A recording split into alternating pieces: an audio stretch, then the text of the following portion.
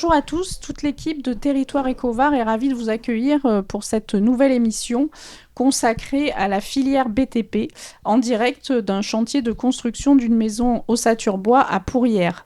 Ce sera donc le thème du Café de l'Éco avec nos 3 invités.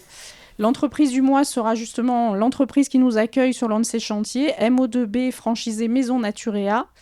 Représenté par son dirigeant Aurélien Adam. Et enfin, le poste sera assuré par Valérie Maronne, qui préside la section femmes de la fédération BTP 83 et viendra nous parler du statut de conjoint collaborateur. Et tout de suite, le Café de l'Éco.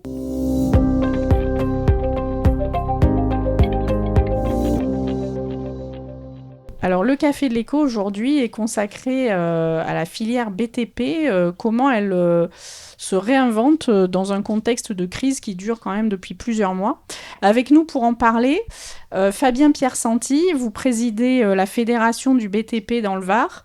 Bonjour. Bonjour. Jean-Philippe Livigny de LV Bâtiment, une entreprise spécialisée dans les finitions de peinture à la Seine. Et enfin, Valentin Mintor, vous êtes à la tête, vous êtes la 3e génération à la tête de Mintor Alu, spécialisé dans les ouvertures et fermetures, donc à l'ouest de Toulon. Exactement. Alors j'attaque tout de suite avec vous, Fabien Piersanti, par un petit point de conjoncture. Est-ce qu'on est toujours au creux de la vague dans la filière BTP ? Oui, tout à fait. On est toujours au creux de la vague. On n'est pas encore... Effectivement, on sent plutôt quelque chose qui se stabilise dans ce creux, plutôt que quelque chose qui est en train de remonter.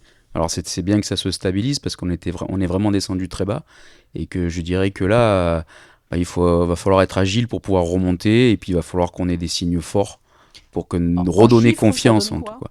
Alors en chiffres, justement je les ai pris, les permis de logement, ça c'est les chiffres qui sont arrêtés à fin mars 2025, donc sur 12 mois glissants. On est à moins de 10,5% de permis. Les mises en chantier, on est à moins 11%. Les mises en vente, et ça c'est un signe qui est très important à analyser, on est à moins 42%. Là, on parle de chiffres... Ça, c'est la mise en vente de neuf. Sur le territoire ? Sur le Var. Ouais.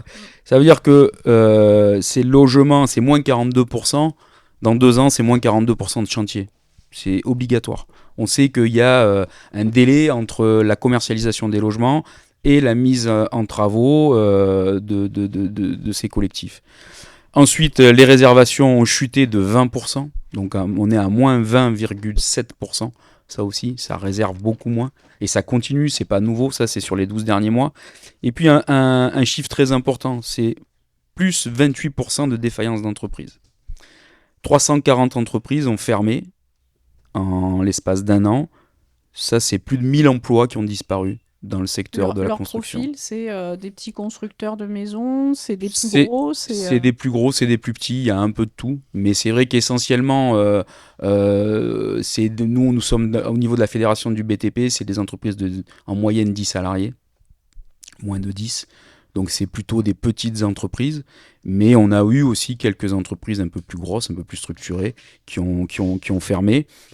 Et moi, je dirais que malheureusement, ces chiffres-là, même si, comme vous le disiez, ça fait plusieurs mois, moi je dirais que ça fait plusieurs années que notre marché est sous tension, ces chiffres-là, ça par contre, c'est que le début.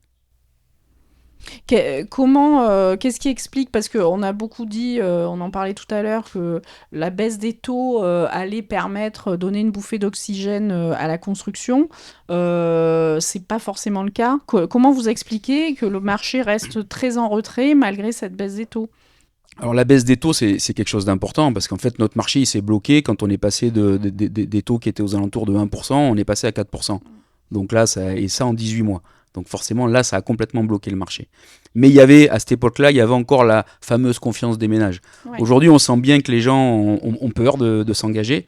C'est une dépense qui est lourde, le logement. Donc les gens ont peur et on est plutôt dans l'attentisme. Alors les taux ont baissé, c'est très bien. Le prêt à taux zéro est revenu sur tout le territoire et aussi sur la maison individuelle, ce qui est très bien. Voilà, depuis le mois d'avril, le 1er avril. Ouais. Donc c'est récent, il faut que ça fasse un peu ses effets. Il va y en avoir un peu, mais ça restera à la marge. C'est pas ça qui va faire que notre secteur va redémarrer. Alors, à vos côtés, on reviendra peut-être après sur les solutions et sur ce que réclame toujours la fédération pour améliorer cette situation. À vos côtés, Valentin Mentor, donc vous êtes à la tête de Mentor Alu, une entreprise située à l'ouest de Toulon, donc qui fait des fenêtres, des volets, qui installe des volets, pergola. Vous ressentez cette frilosité des clients, vous aussi, y compris sur la rénovation? Oui, effectivement, sur le marché même de la rénovation, on est touché par la baisse de la confiance des ménages. On voit bien qu'on a moins de demandes, que les chantiers sont de plus en plus difficiles à obtenir. On est avec des confrères qui... Tout le monde est dans le même bateau.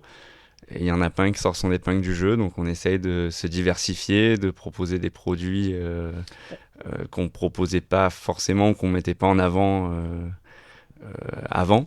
Vous, Et donc, la très grande majorité de votre chiffre d'affaires, c'est la rénovation. Donc, c'est quelqu'un exactement. qui a déjà une maison On et fait qui va... 80, 100% de rénovation. Ça On peut fait être pas de aussi maison neuve. quelqu'un qui a acquis une vieille maison et qui décide de refaire les ouvertures Entièrement, voilà, vous avez pour améliorer parfois, sa performance exactement, énergétique. Ouais. pour revenir à quelque chose de plus écologique et plus économique à l'année et éviter les déperditions thermiques sur l'ensemble du logement. Et alors, vous disiez que les aides, donc quand on parle de rénovation énergétique, ben, on se dit tout de suite, on se Qu'il doit dit, y ah avoir oui, il des y a aides. beaucoup d'aides, etc. Et vous disiez, ben, c'est tellement compliqué que pas tant que ça, finalement. Il y en a, mais elles sont très compliquées à mettre en œuvre. C'est très compliqué à comprendre. Ça dépend des revenus du ménage. Pour avoir des aides moyennes, c'est 40, 60 et 100 euros, je crois, qui sont suivant les revenus des ménages. C'est impossible presque à comprendre. Après, il y a des bouquets de travaux qu'il faut mettre en place pour bénéficier de certaines aides. C'est très compliqué à mettre en place et c'est encore Donc, des vous comptez papiers, des pas dossiers comme forcément ça, quoi. là-dessus Oh non, pour très que le honnêtement, client non. franchisse le pas et dise, bon, bah, je vais consacrer un Il y a 10 budget. ans, on avait 30% du devis qui était pris en charge. Donc là, ça avait beaucoup aidé le secteur. Et depuis, on est passé à, c'est même pas 100 euros et encore 100 euros, personne les a parce que les gens qui ont ce type de revenus ne peuvent pas se permettre d'avoir de changer des fenêtres et c'est très compliqué pour eux. Il y a l'ANA qui vient au milieu les aider, mais pareil, ils ont réduit les budgets au maximum. Donc c'est de plus en plus compliqué, même dans la rénovation. Alors, comment vous faites pour leur donner cette fameuse confiance et voilà, Ben, on va dire que vu que ça fait 60 ans que c'est notre métier, ça nous aide. Ça donc permet la d'avoir la notoriété, confiance, ouais. voilà, la notoriété, la confiance. Comme il disait, il y a beaucoup d'entreprises qui malheureusement ferment, ce qui nous aide pas parce que les gens ont aussi peur du coup que quand vous êtes une jeune entreprise, les gens du coup ils vont préférer s'orienter vers une entreprise plus ancienne où ils savent que derrière il va y avoir un suivi après-vente, que dans 10 ans on sera toujours là. On vend aussi sur internet maintenant les pièces détachées des fenêtres, ce qui fait que des fenêtres qui ont 30 ans, au lieu de les changer entièrement, on arrive à les rénover pour qu'elles fonctionnent encore. Donc on se diversifie au maximum pour passer le creux de la vague. Alors, votre voisin aussi s'est diversifié. Donc, Jean-Philippe Livigny, LV Bâtiment, donc c'est une entreprise qui est dans les finitions de peinture Depuis 2009. depuis 2009. Et en 2020, vous avez décidé de lancer votre propre marque de peinture. C'est venu comment cette idée-là et cette diversification-là? Alors, Terre de Pigment, c'est une marque de peinture effectivement qui a mûri lors du premier confinement en 2020. Comme beaucoup de personnes, j'ai ressenti le besoin d'être utile. Et tous mes stocks de peinture, je les ai mis à disposition de mon entourage. Avec...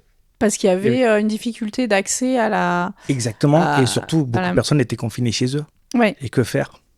Ouais, Donc les peintures de leur propre maison. d'accord. Donc du coup, je les ai accompagnés aussi sur la mise en œuvre des peintures et le constat était sans appel. Donc avec des bons produits et des bons conseils, je me suis rendu compte que beaucoup de personnes étaient en mesure de pouvoir peindre leur intérieur.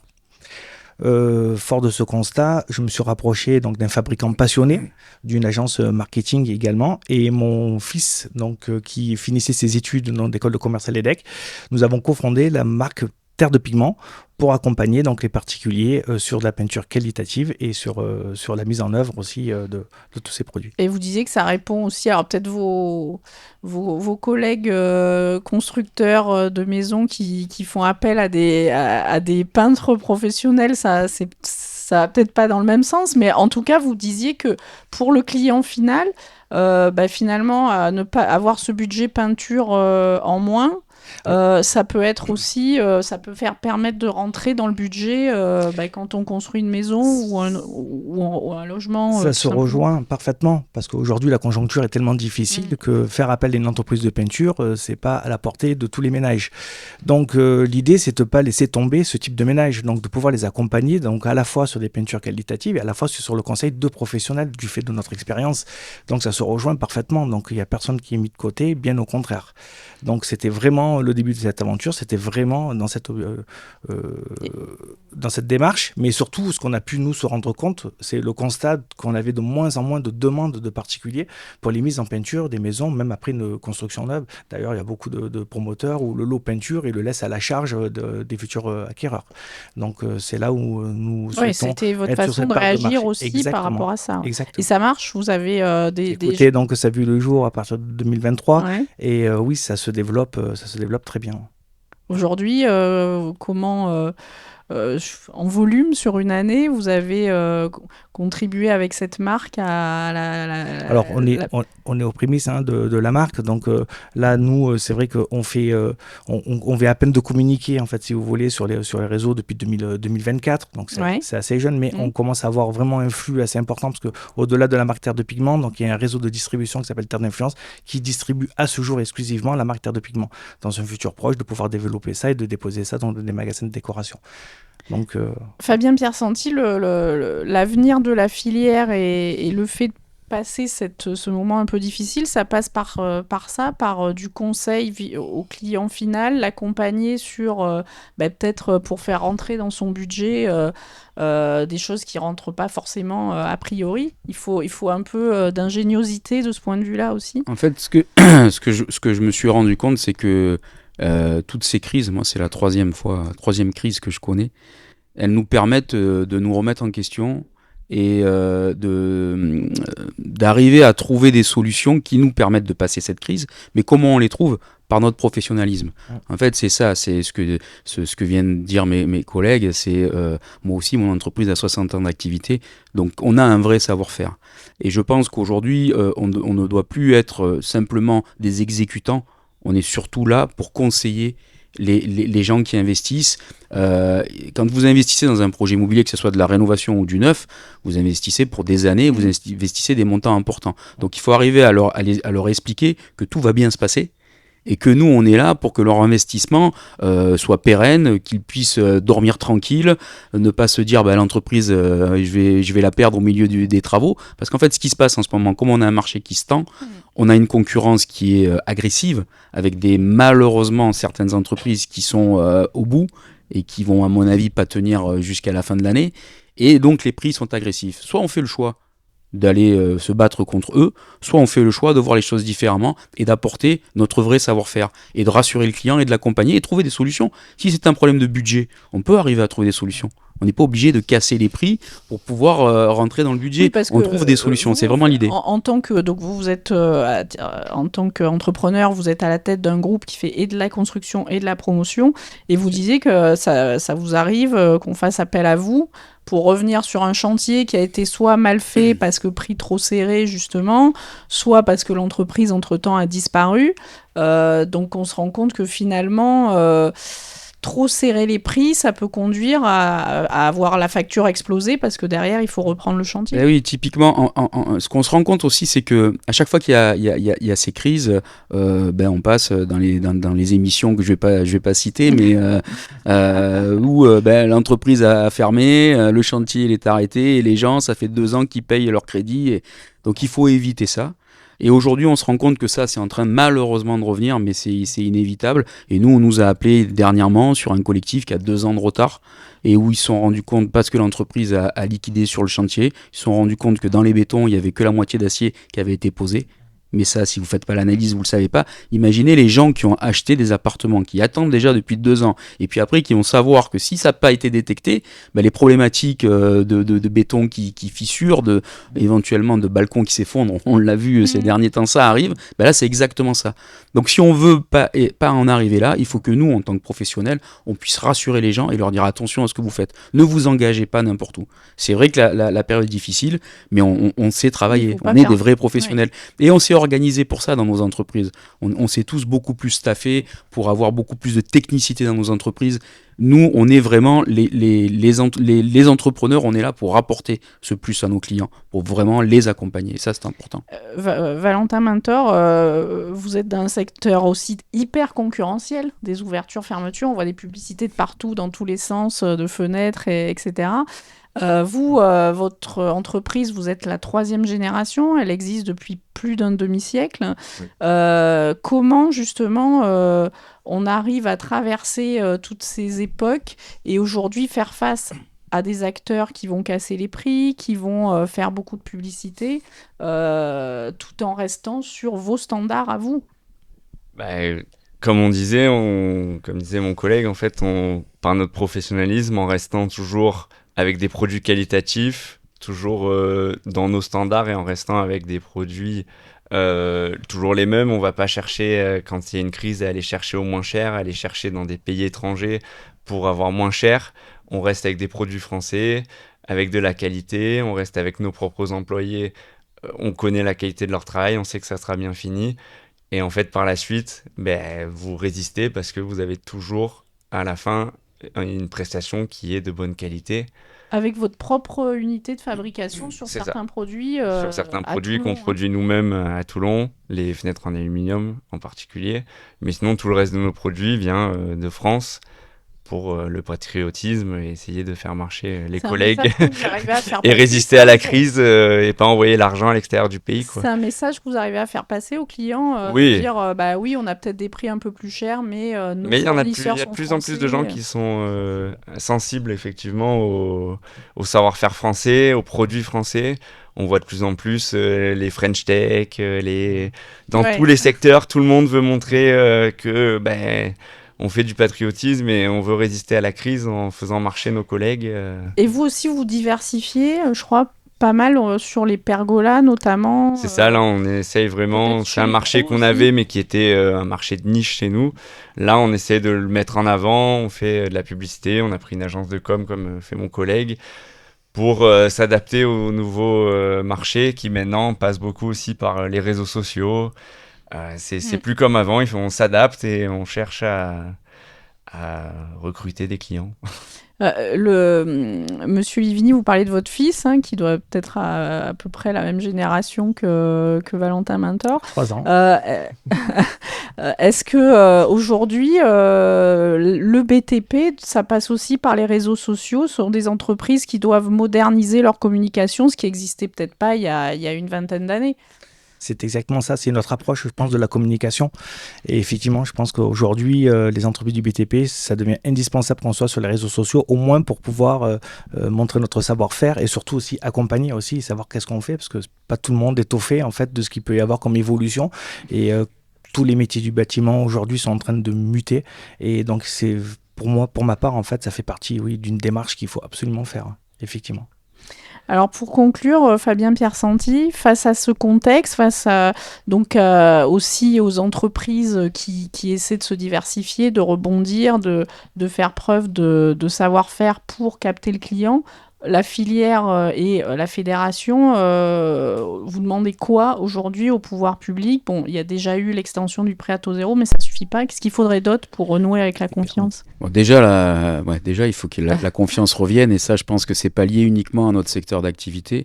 Après, moi, je dis toujours que pour relancer le bâtiment, parce qu'on sait très bien, et je pense que là, on le touche vraiment encore du doigt, que quand le bâtiment va, tout va. Et c'est une réalité, il y a tellement d'emplois avant et après le chantier que c'est important que le secteur du bâtiment soit relancé. Et pour relancer le secteur du bâtiment, effectivement, il faut s'intéresser aux primo-accédants, ça c'est important, mais pas que. On va relancer le logement et le besoin surtout en logement. Parce qu'aujourd'hui, le problème, en dehors de notre secteur d'activité, il est sociétal. Les gens n'arrivent plus à se loger. Oui. Et c'est ça qui est grave. Et si on veut arriver à régler ce problème-là, il faut relancer par effectivement les primo-accédants, mais par les investisseurs privés. Aujourd'hui, il n'y a rien qui est fait. Aujourd'hui, personne n'a envie d'investir dans l'immobilier. Entre la pression fiscale et la non-sécurisation du bailleur, les gens n'ont pas envie. Ils préfèrent mettre l'argent dans l'assurance vie ou ailleurs que dans un logement. C'est le fameux statut du bailleur que vous statut du bailleur privé, avec davantage de sécurité et d'incitation. Bien sûr, il faut ça. Il faut relancer aussi le logement social parce qu'on n'en a pas assez en France. Et en fait, on va relancer notre secteur d'activité par plusieurs points. Pas uniquement le prêt à taux zéro, pas uniquement les primo-accédants. Il faut tout relancer. Donc en fait, une grande réflexion autour du besoin. Bien sûr. Logement, et puis, il faut arriver, comme ce qu'on entend en ce moment, de vouloir régler un problème en tapant sur un autre problème qui marche bien. Je reviens juste 2 minutes sur l'histoire de la résidence secondaire et du Airbnb. On n'entend parler que de ça. Comme si le problème aujourd'hui de la location à l'année serait à cause du Airbnb. C'est complètement faux. Et ça marche bien. Donc ça, il faudrait peut-être pas trop y taper dessus. Parce que la résidence secondaire, c'est ce qui marche encore pas trop mal. Et nous, dans notre région, on en a besoin. Et le tourisme, on en a besoin. Donc il faut régler les problèmes à la source. Pas aller taper sur quelque chose qui marche bien pour se dire, bah tiens, ça va marcher mieux. Voilà. Moi, je pense que c'est surtout ça. Et aussi l'acceptabilité. On rentre dans une période électorale, préélectorale. Là, je parle des élections municipales où les maires ne veulent pas donner de permis. Pourquoi ? Parce que c'est pas bien de construire en France. Ça fait des années qu'on nous dit qu'en France, c'est pas beau de construire. Alors qu'on a besoin de loger nos concitoyens, c'est pas beau, on a le zéro artificialisation, on a l'écologie, oui, l'écologie c'est important, mais est-ce que c'est pas aussi important de loger les gens dans des conditions dignes ? Et je pense que c'est ça qu'il faut arriver à faire comprendre, et il y a un gros travail à faire. Merci à tous les trois. Merci à vous. Et tout de suite, l'entreprise du mois.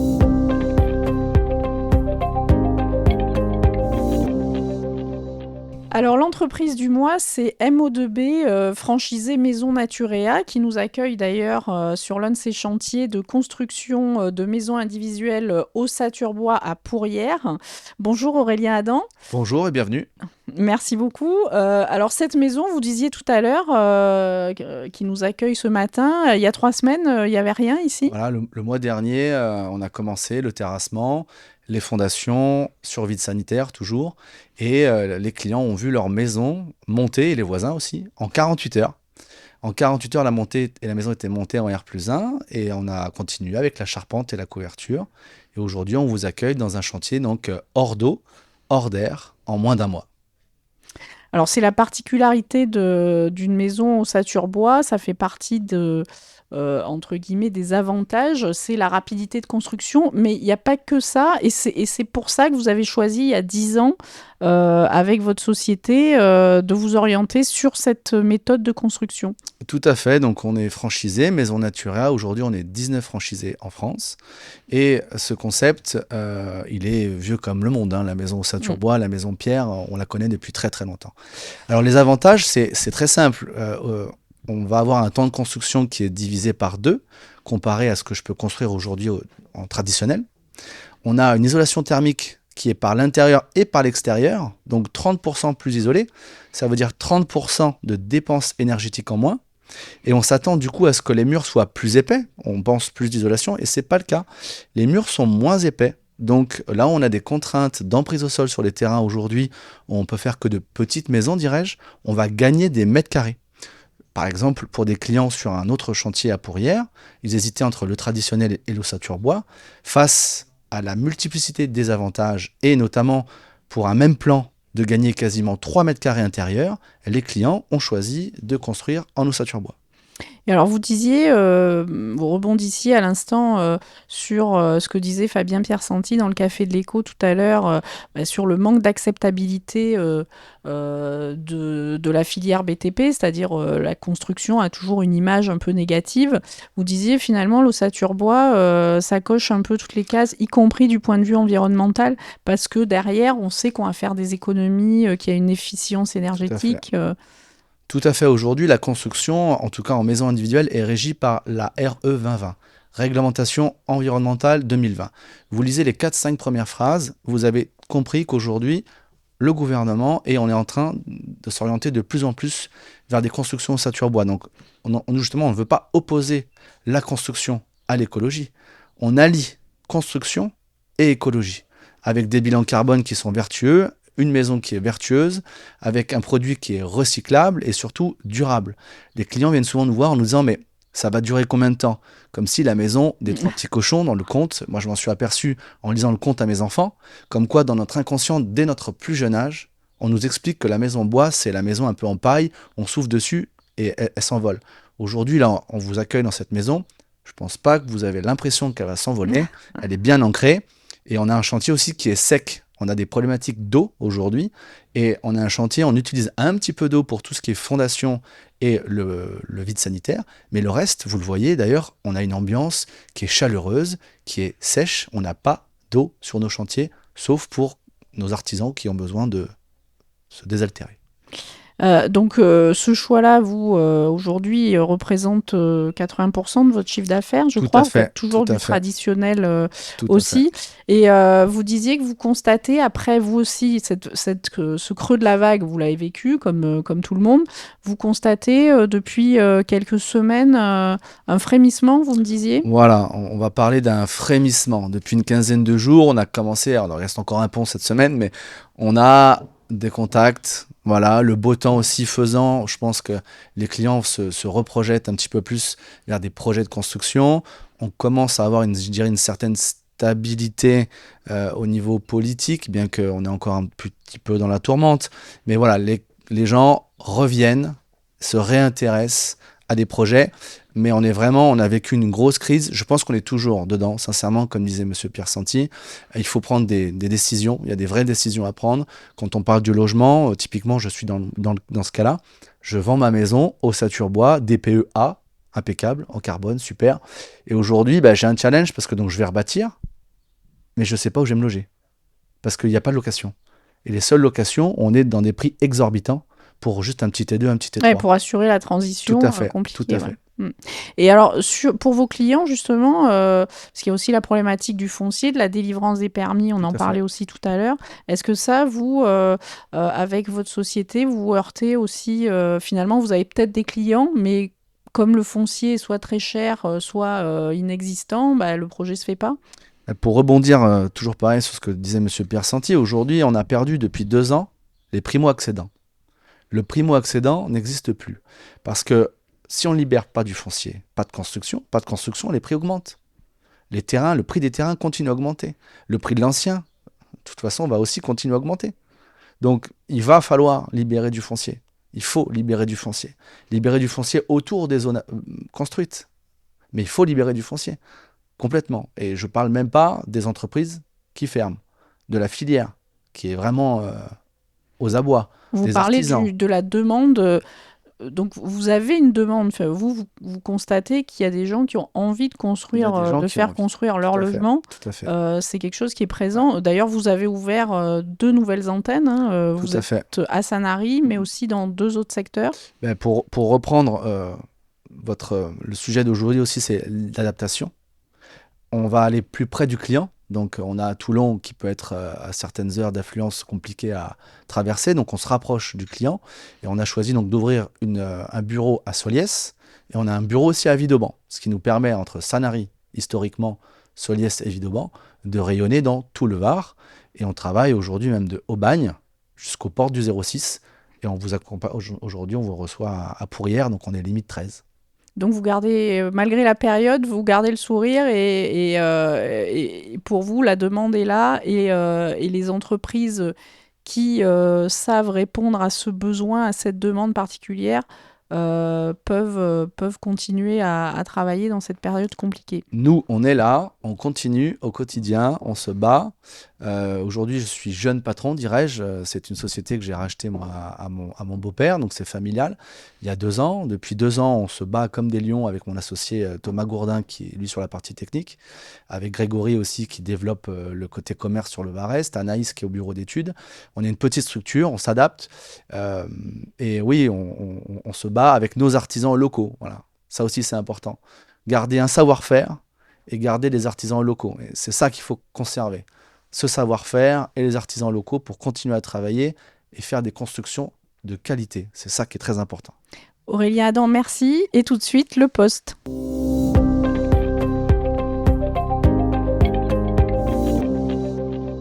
Alors le poste aujourd'hui est assuré par Valérie Maronne. Bonjour. Bonjour. Vous présidez la section femmes de la Fédération BTP dans le Var.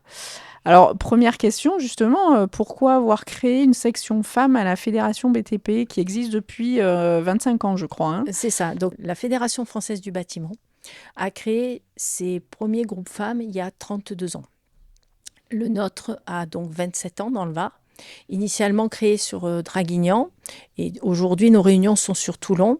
Alors pourquoi le groupe femmes à la fédération? Parce qu'en fait à l'époque les femmes n'allaient pas aux réunions syndicales, et en fait c'était des femmes d'artisans et elles avaient besoin de se retrouver pour avoir de l'information sur la gestion de leurs propres entreprises.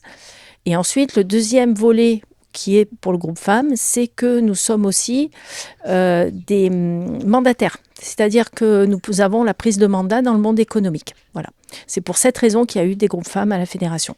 Oui, donc mandataire, ça veut dire que vous êtes élu dans une chambre des métiers, c'est tout à fait une chambre ça. de commerce, Exactement. etc. Et alors, vous le disiez, en présentant justement cette section-là, vous disiez, dans leurs entreprises, les femmes avaient des problématiques. Donc, on en vient à ma deuxième question, qui est un peu votre cri d'alarme du moment. Les femmes dans le monde du BTP, elles sont un peu transparentes souvent, mais elles sont pourtant très souvent à la barre de l'entreprise, aux côtés de leur mari artisan. C'est très souvent comme ça que ça se passe. Et elles ont un statut qui s'appelle le statut du conjoint collaborateur, qui là est en train d'évoluer depuis 2022. Et vous alertez les entreprises sur ça. Il va falloir faire un choix. C'est ça. Alors en fait, pour reprendre un petit peu l'histoire pour que tout le monde comprenne bien, et ça ne touche pas que le bâtiment, ça touche toutes les entreprises artisanales dont l'épouse ou le conjoint est sous le statut du conjoint collaborateur. En fait, 1982, création de ce statut qui était plus qu'honorable à l'époque, puisque beaucoup de femmes, et c'était le cas de ma maman, d'accord, mon papa était charpentier, ma maman a travaillé avec mon papa et effectivement ne cotisait ni à la retraite ni à la maladie. Pour la maladie, elle était ayant droit. Donc effectivement, on a créé ce statut pour que les femmes puissent avoir une retraite et cotisent à leur retraite et aussi à l'assurance maladie. Il se trouve qu'aujourd'hui, la société a changé, qu'on sait qu'aujourd'hui, les couples, la moyenne un couple, c'est 15 ans. Et donc, beaucoup de femmes, en fait, se retrouvent, si elles ont ce statut-là, sans revenu derrière. Donc, et ce statut est un statut qui est malgré tout précaire, puisqu'elles n'ont droit ni à la maladie, ni à la retraite. Donc, elles se retrouvent dans une précarité financière. Et donc, c'est surtout pour ça que, du coup, nous, on se positionne là-dessus en disant on est d'accord avec la loi de finances 2022. Donc, c'est cette loi en 2022. Voilà, c'est la loi finances 2022 qui, en fait, qui a fait évoluer ce statut. Du coup, les femmes, aujourd'hui, soit c'est pour 5 ans, c'est-à-dire depuis 2022 à 2027, 1er janvier 2027, soit elles seront salariées d'office de l'entreprise, soit elles peuvent devenir co-gérantes ou co-dirigeante de la structure. Donc pourquoi on alerte, c'est de dire il ne reste plus que 18 mois. Attention, parce que être salarié de l'entreprise, c'est aussi un coût pour l'entreprise. Donc nous, on invite tous les artisans qui sont dans ce cas-là d'aller consulter leur expert comptable pour vérifier quel est le meilleur statut qui peut être pris pour pas que l'entreprise ait un surcoût. Parce que si donc le conjoint collaborateur devient salarié, effectivement, ça a un coût pour l'entreprise. Donc, c'est un choix à faire. Soit on opte pour être co-dirigeant, soit salarié. Mais à défaut, si on ne fait pas le choix, on sera d'office salarié. C'est ça. Le conjoint devient d'office salarié. Donc, des coûts supplémentaires pour les structures qui, pour certaines, ne peuvent pas effectivement les supporter. En tant que femme, c'est une avancée, le fait de mettre en lumière déjà le travail souvent fait par les femmes qui accompagnent leur conjoint constructeur, maçon, artisan, charpentier, comme votre papa. C'est une mise en lumière, c'est une reconnaissance de quelque chose qui jusque-là était un peu caché, un peu méconnu, le fait que les femmes soient à la barre des entreprises. Alors déjà, c'est une reconnaissance, mais reconnaissance qu'on avait déjà eue en 82 quand ça a été créé. Aujourd'hui, c'est surtout prôner le fait qu'elles ne soient pas dans un statut de précarité. Voilà. C'est-à-dire que si jamais il y a une séparation, elles puissent se retourner. Si elles sont salariées, elles auront droit au chômage. Voilà. Conjointes, si elles sont co-gérantes, non, effectivement, elles n'auront pas droit au chômage, mais quelque part, elles auront eu des revenus cotisés à la retraite avec des revenus assez conséquents. Et faire valoir éventuellement une expérience professionnelle aussi pour rebondir ailleurs. C'est ça, et puis c'est surtout que pour la retraite, si elles cotisent, même en tant que co-gérantes, elles auront de meilleurs revenus si elles se versent un salaire en appointement en cogérance, elles auront de meilleurs revenus que le statut du conjoint collaborateur où la cotisation est d'environ 4 000 € l'année.